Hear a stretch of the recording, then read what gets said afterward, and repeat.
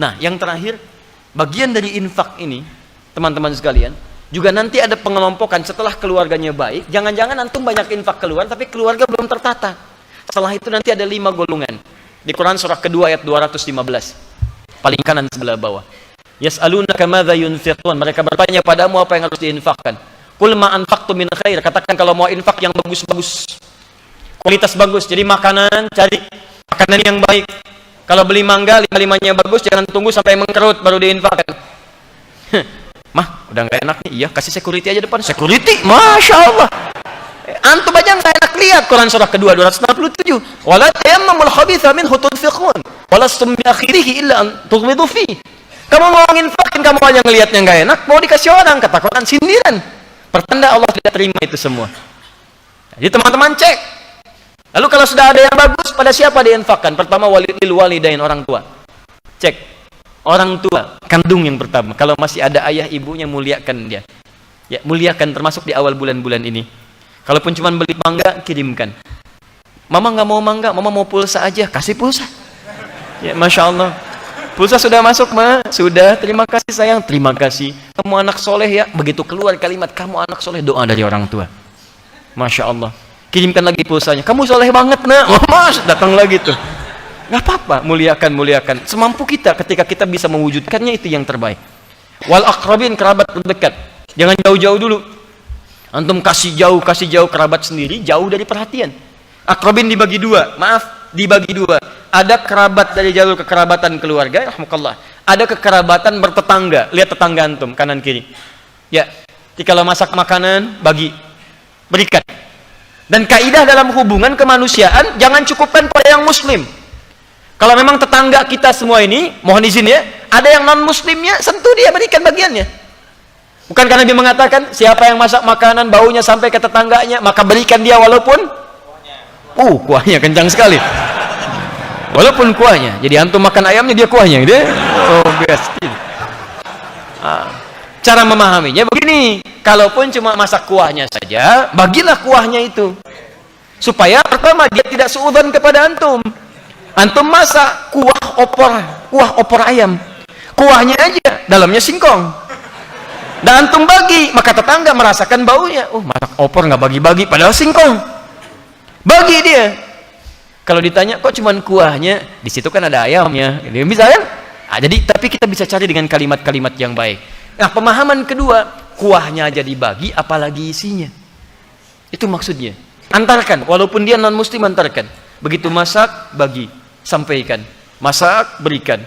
Pak, baik sekali. Kok hari ini bisa ngasih? Ini bukan baik, tapi Allah memerintahkan saya untuk berbagi. Itulah keindahan Islam. Bagi. Jangan lihat, ini muslim kasih, non muslim tidak. Ini belum syahadat mau dikasih, tidak, berikan. Begitu disampaikan, ada buah, sampaikan. Pak, kemarin ayam, sekarang buah. Tumben hari ini, bukan tumben, Rasulullah memerintahkan saya untuk berbagi. Ini rezeki yang Allah titipkan, silahkan. Tapi kan kita beda keyakinan, tapi tidak menghalangi kita untuk berbagi. Masya Allah, itu indah. Besoknya dia WA lagi, Pak, Allah sudah perintahkan berbagi belum hari ini? Minimal ada kalimat Allah di lisannya, udah bagus. Ya, paham ya? Iya, tebarkan dan sebagainya. Pasti mesti ada. Wal yatama, anak yatim. Yatim di sini bisa dia masuk kategori fakir miskin, bisa masuk dalam kategori bukan fakir, bukan miskin. Bapaknya meninggal. Memang mungkin ada harta, tapi dia butuh hiburan yang lain. Ya, perhatian, kasih sayang. Antum kerabatnya misalnya, boleh belikan mainan dari bentuk infak. Berikan padanya. Sampaikan, berikan hiburan. Dia senang mainan, berikan. Oh, terima kasih, ini kan yang kemarin diminta sama ayah. Mudah-mudahan nanti baik ya, dan bisa menutupi permainan. Yuk nanti main ke om sama-sama. Om, terima kasih om, masya Allah. Sudah dekat dia naik. Ya, nggak apa-apa, kamu kan yatim. Oh, tidak ya, kalimat itu simpan. Ya, di masa Nabi itu luar biasa. Nabi melihat sedang berjalan, ada sekelompok anak-anak, kemudian sedang bermain. Seketika terlihat seorang anak kecil. Ini kisah nyata, kisah orang-orang soleh di masa lalu, dan terinspirasi dari kisah-kisah Nabi. Sebagian ini kisah-kisah Nabi yang langsung dialami. Kemudian ketika dilihat, anak ini termenung sendiri, dan dia sedih. Kata Nabi, kenapa kamu? Mabik. Kata anak ini, saya malu bermain dengan mereka. 5, kata Nabi, kenapa? Ini saya tidak punya mainan, pakaian saya pun lusuh. Kenapa? Ayah saya meninggal fi sabilillah. Tuwfiya bi fi sabilillah. Wafat ayah saya sedang berjuang jihad, dan saya kehilangan apa yang biasanya diberikan oleh ayah. Malu dia bermain. Kata Nabi, perhatikan kalimatnya. Lihat kalimatnya.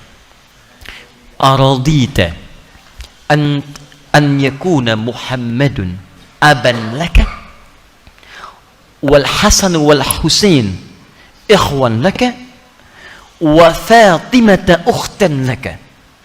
Apakah mulai hari ini kamu ridha kalau Muhammad sallallahu alaihi wasallam jadi bapak yang akan merawatmu, Hasan dan Husain adalah saudaramu, dan Fatimah adalah saudarimu? Kata anak ini, bala ya Rasulullah, ya saya ridha. Begitu dia katakan saya ridha, maka Nabi seketika berikan pakaian yang terbaik, mainan yang terbaik. Kata Nabi, bermainlah dengan mereka. Maka dibawalah pakaian dan mainan itu, bermain dengan anak-anak tadi. Dengan begitu luar biasa gembiranya. Ketika gembira luar biasa, teman-temannya kaget, kok pakaiannya lebih bagus? Mereka bertanya, dari mana semua ini? Dikisahkanlah oleh anak ini. Ayah saya katakan saya bertemu Nabi, saya katakan ayah saya meninggal di jihad fisabilillah. Lalu Nabi mengatakan, apakah kamu ridho saya jadi bapak kamu yang merawat, Hasan dan Husain saudaramu, dan Fatimah saudaramu? Saya katakan saya ridho, maka saya diberikan semuanya ini. Kata mereka anak-anak itu, ya kenapa bapak kita nggak meninggal juga?